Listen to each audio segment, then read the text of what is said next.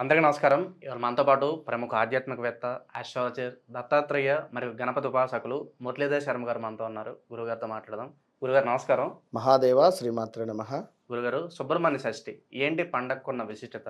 మరి ఆ రోజు పూజా విధానం ఎలా ఉండాలి? అలాగే ఆ రోజు సుబ్రహ్మణ్య స్వామి అనుగ్రహం పొందడానికి అన్ని విధాలా కలిసి రావడానికి ఒక అద్భుతమైన రెమెడీ ఏది ఉంటే తెలియజేయండి. మనకు 6వ తారీఖు నుండే షష్ఠి అనేటువంటిది ప్రారంభమైంది. సుమారుగా 7వ తారీఖు ఉదయం 9:30 వరకు మాత్రమే ఉన్నది మనకు ఇక్కడ. 6వ తారీఖు ఉదయం 10:48 నుండి ప్రారంభమైనటువంటి షష్ఠి శుక్రవారము. శనివారం ఉదయం 9:25, 9:30 వరకు మాత్రమే ఉంది. కనుక సూర్యోదయాన్ని మనము తీసుకున్నట్టయితే ప్రకారంగా ఈ యొక్క శనివారం రోజు స్కంద షష్ఠికి సంబంధించి ఎవరైతే భార్యాభర్తలలో అన్యోన్యత అనేటువంటిది లోపించి ఉన్నారో, ఎవరైతే వివాహం కాకుండా బాధపడుతున్నారో, కుజదోషానికి సంబంధించినటువంటి దోషాలు ఉన్నాయో, ల్యాండ్ రిలేటెడ్ ఇష్యూస్ ఉండేటువంటి వారు ఈరోజు దానిమ్మకాయ రసముతో స్వామివారికి అభిషేకం చేయాలి. మరి మరొక విషయం ఏమిటి అంటే, ఇక్కడ దానిమ్మకాయ అంటేనే ఎంతో విశేషం. మరి ఈ యొక్క దానిమ్మకాయతో ఎవరైతే స్వామివారికి అభిషేకం చేస్తారో, ఎవరైతే దానిమ్మకాయతో స్వామివారికి ఒక మాలలాగా సమర్పిస్తారో, ఎరుపు రంగు పుష్పాలను స్వామివారికి నివేదన చేస్తారో, ఎరుపు రంగు లేదా ఎల్లో రిలేటెడ్ చామంతి కానీ గులాబీ కూడా ఉంటుంది. మంచిగా దగ్గర కానీ గట్టిగా మాలను అల్లించేసి స్వామివారికి చక్కగా కూడా సమర్పించుకోవాలి. ఇక్కడ ముఖ్యంగా కూడా కొన్ని చోట్ల వల్లీ దేవసేన సమేత సుబ్రహ్మణ్యేశ్వర స్వామి కళ్యాణాలు కూడా నిర్వహించేటువంటి పరిస్థితి కూడా ఉంటుంది. కనుక మరి ఇలా వల్లీ దేవసేన సమేత సుబ్రహ్మణ్యేశ్వర స్వామి యొక్క ఎక్కడైనా మీరు వివాహం జరిగేటువంటి సందర్భంలో అక్కడికి వెళ్ళి వివాహం పూర్తయిన తర్వాత వెంటనే ఆ యొక్క స్వామివారి అమ్మవారి అనుగ్రహాన్ని పొందాలి అనుకుంటే, వివాహం కానివారు కానీ సంతానం కానివారు కానీ ఆ జీలకర్ర తీసుకొని జీలకర్ర బెల్లము తినడం మూలకంగా ఆ యొక్క ప్రసాదము మన శరీరానికి ఎప్పుడైనా తీర్థ ప్రసాదాలు శరీరంలో కలిసిపోవాలి, మలమూత్రాల నుండి బయటికి వెళ్ళకూడదు. కనుక కొంత జీలకర్ర బెల్లాన్ని తీసుకొని తినడం మూలకంగా స్వామివారి యొక్క అనుగ్రహం పొందుతాము.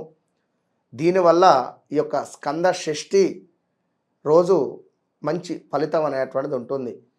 ల్యాండ్ రిలేటెడ్ కుజునికి అధిపతే మన సుబ్రహ్మణ్యేశ్వర స్వామి. కనుక ఎవరైతే ఎక్కువగా కూడా వాదిస్తూ ఉంటారో, ఈగో ఫీలింగ్తో ఉంటారో, ఎవరి జాతకంలో సప్తమాత్ కానీ, ద్వితీయ భావంలో కానీ, లగ్నాత్ కానీ, తృతీయ భావంలో కానీ, అదేవిధంగా పంచమ భావంలో కానీ, ద్వాదశ భావంలో కానీ ఈ యొక్క కుజుడు ఉంటాడో, 9వ భావంలో కూడా ఉండకూడదు. 9వ భావంలో కుజుడున్నా కూడా ఎంత పుణ్యము చేసినా కూడా నిలబడదు వారి జాతకరీత్యా. కనుక కొందరు అంటూ ఉంటారు, ఎన్ని పూజలు చేసినా మాకు ఫలితం లేదయ్యా గురువుగారు అంటే వారి జాతకంలో కుజుడు 9లో ఉండొచ్చును. కనుక అలాంటి ఫలితాలు ఉంటాయి. మరి అలాంటి వారు కూడా ఈ స్కంద షష్ఠి రోజు వెళ్ళి స్వామిని దర్శనం చేసుకోవాలి.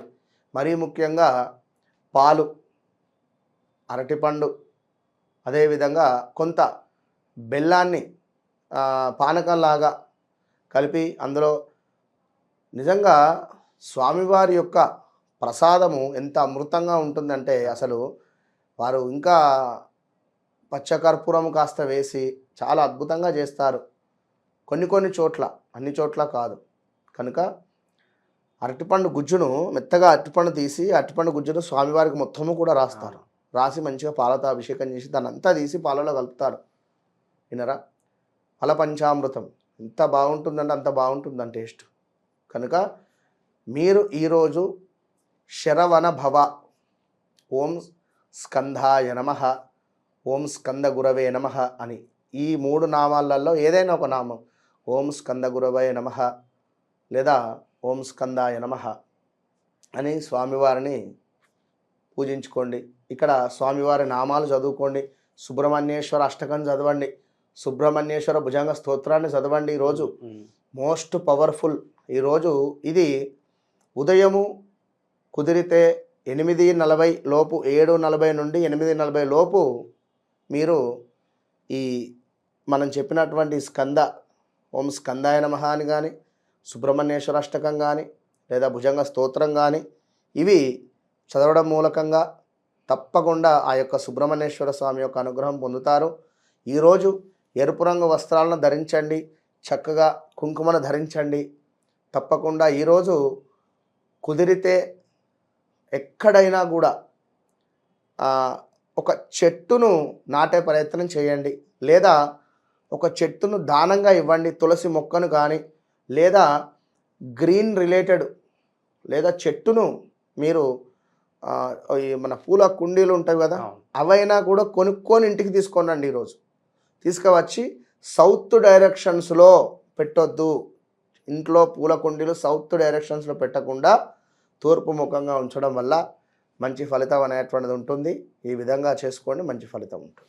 సుబ్రహ్మణ్య షష్ఠి గురించి ఎన్నో విశేషాలు తెలియజేశారు గురుగారు. ధన్యవాదాలు. మహాదేవ.